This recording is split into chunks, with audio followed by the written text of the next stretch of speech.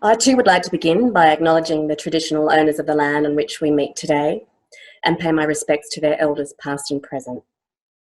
May I thank IPAN, particularly Annette Brownlee, for inviting me to be a part of the first national public inquiry into the costs and consequences of the Australia-US alliance and what are the alternatives.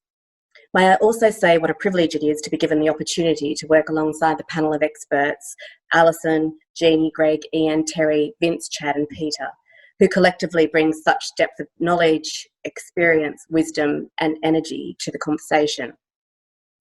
Condensing the views of many experts to date on the direction in which we must head in terms of defence and foreign policy, the general consensus is that our aim is to be a responsible, independent middle power, taking a more independent position with multilateral organisations, be respected internationally not only for our moral clarity, integrity and values, but also for our domestic governance systems, constructive global activism and human rights advocacy, provided always that what we espouse must be consistent with what we practice at home, recapture our strategic independence, recognise the paramount importance of peace in the Pacific to our national interests, understand that our future lies in Southeast Asia and make our way in Asia ourselves, develop a coalition of interests, make our way more strategically and prioritise our own security, and accept that we can't squeeze China down and that Asia will not be shaped by US military force or economic measures.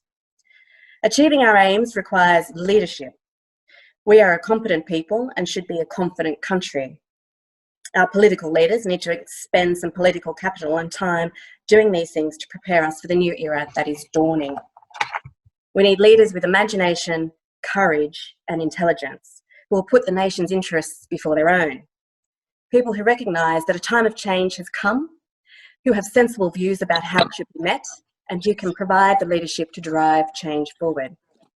The current status is perhaps best summed up by Paul Keating when he said there's, quote, nothing ever impressive about Australia's foreign policy, close quotes. We're a dependent middle power. We wait for signals from Washington before we speak. There are not enough of our own foreign policy achievements. There are few examples of Australia deciding what it wants in the world, working out how to get there and taking steps to achieve that. Australia is too closely tied to the United States, as we all know. In July 2019, the US made a $300 million push to expand naval facilities in the Northern Territory, with 2,500 Marines being rotated through Darwin in recent times. It is unlawful and morally wrong to let another country take us to any war of aggression, but it is despicable to do so when those wars are based on lies and misinformation.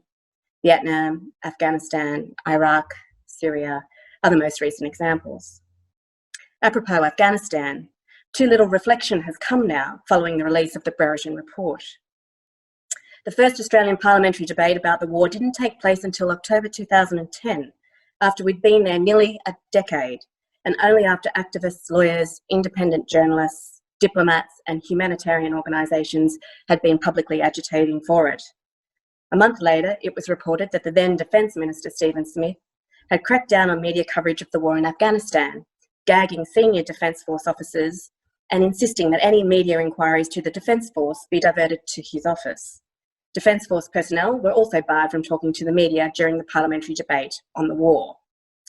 The point missed by mainstream media is point 38 of the Brereton report, which by inference suggests that the government has allowed defence to operate independently on foreign soil and without proper supervision. That is culpable in itself, and even accepting that the principles of ministerial responsibility and of military chains of command meshed with responsibility seem to have been thrown by the wayside, cannot continue. On 18 November, Australia was still waiting for a decision from Trump on an Afghanistan troop withdrawal so we could follow suit, even though our government was sitting on the horrific findings of the Brereton report, which was released publicly the next day. So we have a report saying there's credible evidence our soldiers have committed war crimes, and we're still waiting on Washington to tell us what to do. How many lives could have been saved if all individual members of Parliament and the Australian people were permitted to air their concerns and openly evaluate strategies without consequences? How many people know that we currently have troops serving in Iraq, the Persian Gulf, Somalia, the Golan Heights, the Sinai, Cyprus, South Korea, Afghanistan, the United Arab Emirates, and in every single state of the United States, either serving or embedded. My FOIs to find out precisely what we're doing in the Golan Heights and the United States were declined. One wonders what else Australia might have had knowledge of or been involved with overseas, when in 2017 we voted against a UN resolution about the use of mercenaries as a means of violating human rights and impeding the exercise of the right of people to self-determination. And in September this year, we voted against the implementation of the recommendations contained in the report of the UN Secretary-General on the causes of conflict and the promotion of durable peace and sustainable development in Africa. We voted no, and African nations themselves voted yes. The same African nations we romanced for a time to secure a non-permanent seat on the UN Security Council, then abandoned, and whom we will have to court again when we next bid for a seat on the UN Security Council in 2029-30, given that for a successful election to UN bodies, African votes are key to reaching the required two-thirds majority. Australia's position of doing everything it can to oppose the ban on nuclear weapons because it believes we rely on US nuclear weapons as a deterrent is well known but misguided. It naively ignores the scope for human error to lead to devastation and leads to an absurdly militaristic mentality, as demonstrated last year when we voted against a UN resolution for further practical measures for the prevention of an arms race in outer space. That was no doubt because our government's longer-running enthusiasm to deepen our cooperation with the United States on hypersonics. Post-COVID, Scott Morrison announced that Australia will ramp up defence spending to $270 billion over the next decade as the country prepares for a post-COVID world that is poorer, more dangerous and more disorderly. About $90 billion of that will be spent on advanced new kit, including hypersonic weapons, fighter jets and cyber warfare capability.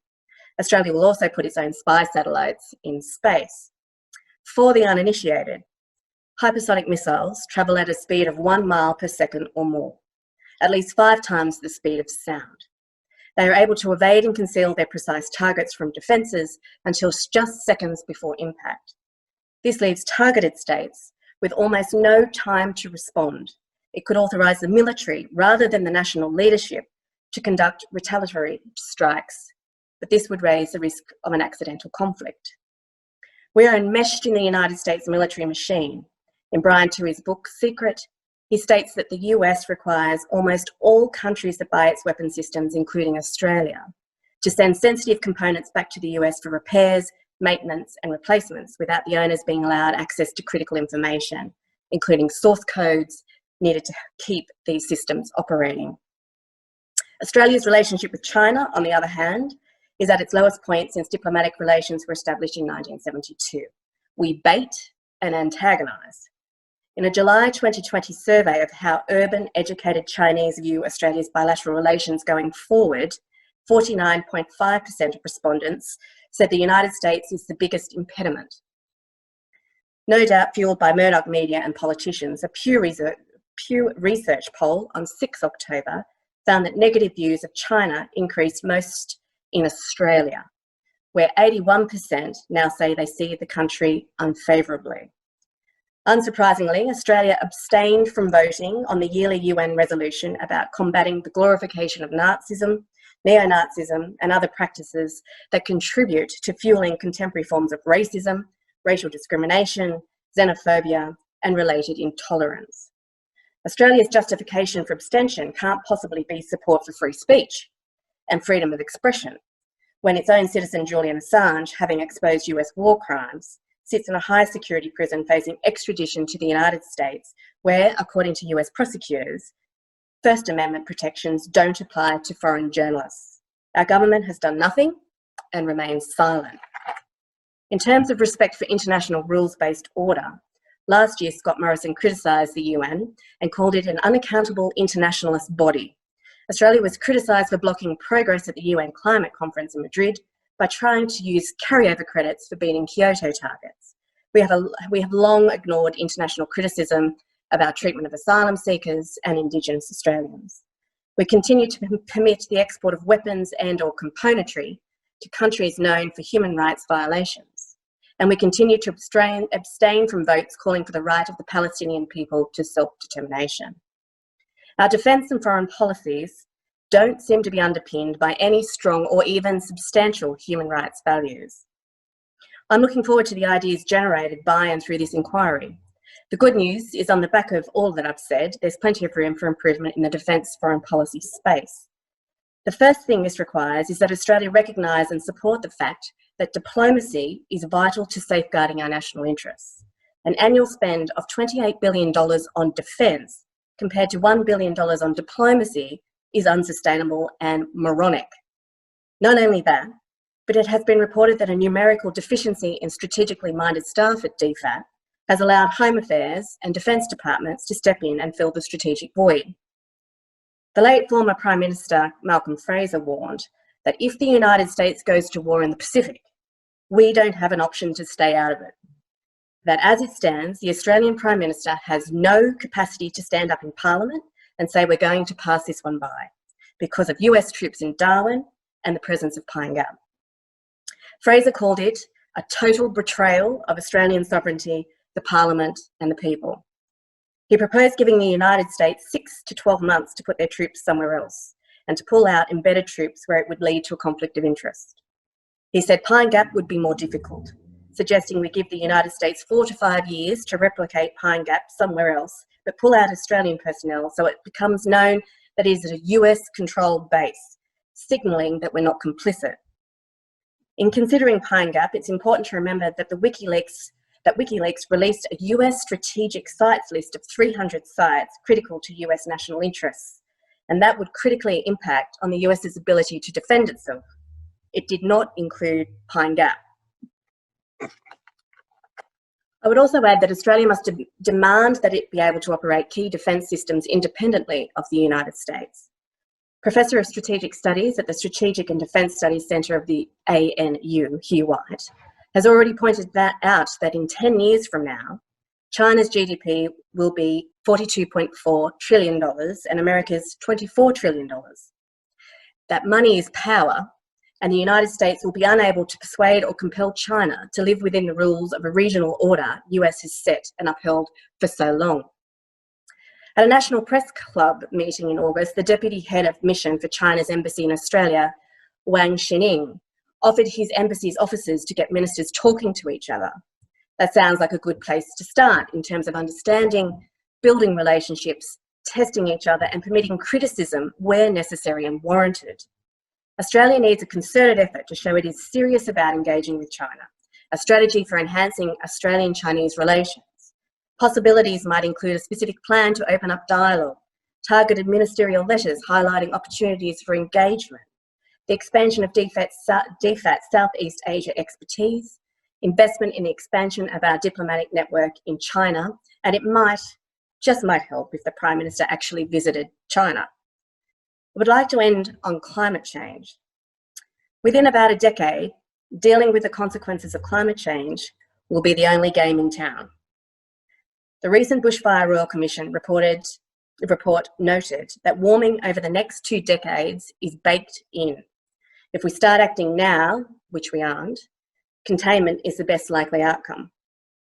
Action on climate change is in our national interests, and defence acquisitions must align with that purpose.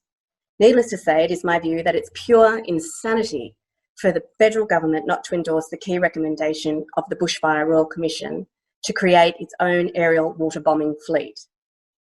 At least defence seems to be close to the head of the pack in terms of awareness and concern.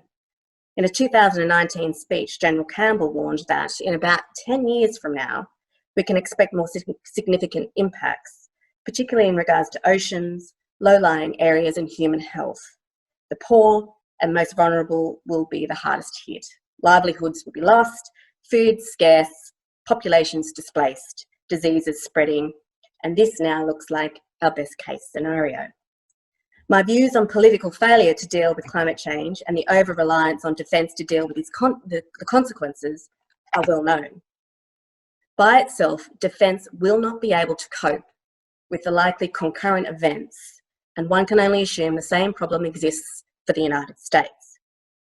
Indeed, the Pentagon is planning for extreme temperatures, collapsing countries, wars on multiple continents, and simultaneous natural disasters in circumstances where there are not enough troops to defend the United States and to address foreign catastrophes. In short, a substantial degradation of the ability to deal with conventional military problems, but in the context of a demonstrated inability of the United States government to respond properly in terms of both logistics and capacity to its own domestic crises. One must ask, if a situation arose where the US has to choose between allocating scarce military resources, between preserving one of its imperial conquests and dealing with an out-of-control crisis at home, would the exceptionalist American psyche permit the embarrassment of an overseas withdrawal of an occupying force? Mother Nature will almost certainly force our hand to navigate our way forward independently of the United States. We shouldn't wait for a crisis to get to that point. We had better begin planning our route while it's still light. Thank you.